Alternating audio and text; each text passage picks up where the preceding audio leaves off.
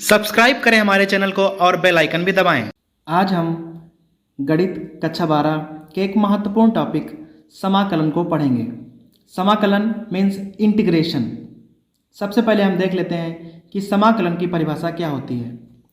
अवकलन के व्युत्क्रम प्रक्रम को हम समाकलन कहते हैं, अर्थात यदि अवकलन की प्रक्रिया को उल्टा कर दिया जाए तो वह समाकलन हो जाएगा। यदि हम मान लें कि x के दो फलन f(x) और g(x) हमारे पास इस प्रकार से हैं कि g(x) का अवकलन करने पर हमें f(x) प्राप्त हो जाता है, तो f(x) का समाकलन करने पर हमें g(x) प्राप्त हो जाएगा। अर्थात यदि g(x) का अवकलन f(x) है तो f(x) का समाकलन g(x) होगा। चूँकि अवकलन की प्रक्रिया में किसी भी अचर का अवकलन शून्य होता है, इसीलिए हम समाकलन की प्रक्रिया में उत्तर में एक अचर जोड़ देते हैं। अब हम सबसे पहले यह जान लेंगे कि समाकलन की प्रक्रिया क्या है और यह कैसे काम करती है।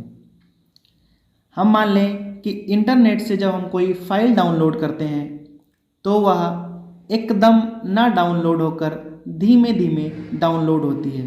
जैसे हम मान लें कि हमें कोई फाइल 400 MB की है जिसे डाउनलोड करना है और हमारी इंटरनेट स्पीड 1 Mbps है, तो लगने वाला समय 400/1 अर्थात 400 सेकेंड होगा। अर्थात इंटरनेट से फाइल डाउनलोड करने पर फाइल हर 1 सेकेंड में 1 MB डाउनलोड होगी तथा 400 सेकेंड में वह एक 400 MB फाइल का रूप ले लेगी। समाकलन भी कुछ इसी प्रकार की प्रक्रिया है। छोटी छोटी चीज़ें मिलकर एक बड़ी वस्तु का निर्माण करती हैं।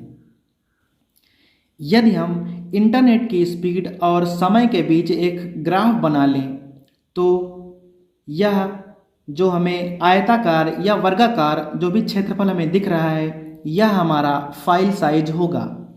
अर्थात फाइल साइज संबद्ध क्षेत्रफल एरिया इनक्लोज्ड के बराबर होगी।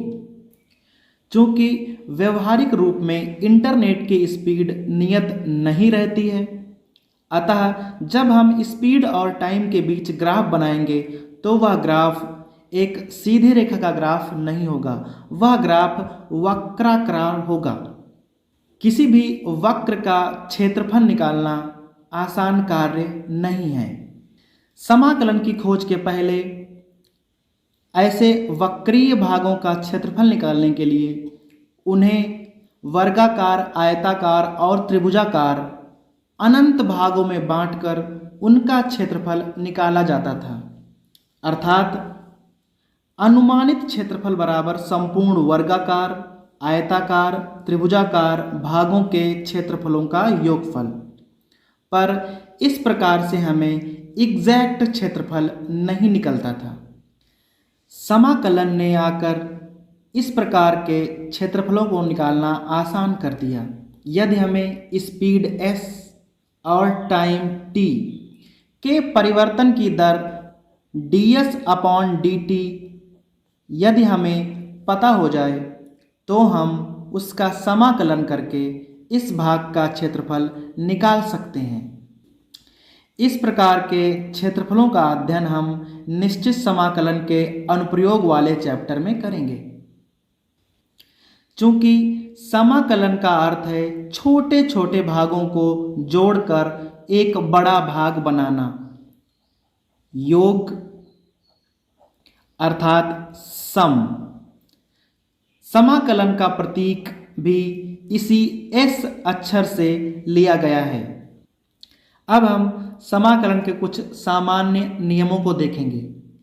जब हम किसी फलन g(x) का समाकलन करते हैं तो प्राप्त उत्तर के साथ में एक अचर c लिख दिया जाता है। यदि हमें कई सारे फलन प्लस या माइनस में एक साथ दे दिए जाएं तो उनका समाकलन हम उन फलनों को अलग अलग करके करेंगे।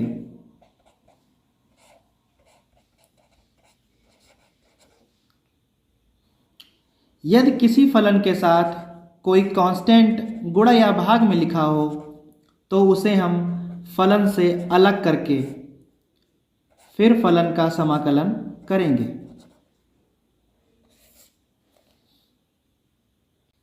अब हम कुछ समाकलन के सूत्रों को देखेंगे। जिस प्रकार से x की पावर n का अवकलन n x की पावर n माइनस 1 होता है, उसी प्रकार से x की पावर n का समाकलन x की power n plus 1 upon n plus 1 plus c होता है। क्योंकि sin x का अवकलन cos x होता है, इसीलिए cos x का समाकलन sin x होता है। उसी प्रकार cos x का अवकलन माइनस sin x होता है, इसीलिए sin x का समाकलन माइनस cos x होता है। इसी प्रकार से आप इन सूत्रों को देखेंगे और याद भी कर लेंगे। अब हम समाकलन के सामान्य सूत्रों पर आधारित कुछ सवालों को हल करेंगे। पहला सवाल है इंटीग्रेशन ऑफ x की पावर 4 dx। चूँकि हम जानते हैं इंटीग्रेशन ऑफ x की power n dx equal to x की power n plus 1 upon n plus 1 plus c होता है। यहाँ x की 4 घातें हैं, अर्थात x की power 4 plus 1 upon 4 plus 1 plus c, x की पावर 5 बटा 5 धन c हमारा उत्तर हो जाएगा। हमारा दूसरा सवाल है integration of sine x plus 1 upon x dx। यहाँ पर दो फलनों को हमें धन में जोड़कर दिया गया है, अतः हम सबसे पहले दोनों फलनों को अलग अलग समाकलन में लिख लेंगे। Integration of sine x dx plus integration of 1 upon x dx। चूँकि हम जानते हैं साइन x का समाकलन माइनस कॉस x होता है तथा 1 अपॉन x का समाकलन log x होता है, प्लस c, जो हमारा आंसर है। हमारा अगला सवाल है 4e की पावर x dx। e की पावर x फलन के साथ कोई अचर 4 गुणा में आया है, अतः हम सबसे पहले इसे बाहर निकालकर फलन को लिख लेंगे। अतः 4 integration of E x D x.